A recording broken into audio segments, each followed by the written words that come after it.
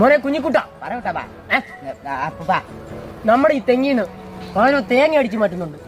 ആരായാലും അവനെ തൂക്കണം. എടാ കള്ളോ? അയ്യോ ഞാൻ കളഞ്ഞല്ല. കള്ളനല്ലെങ്കിൽ പിന്നെ നീ എന്തിനാണ് തെങ്ങി കയറിയേ? പറ.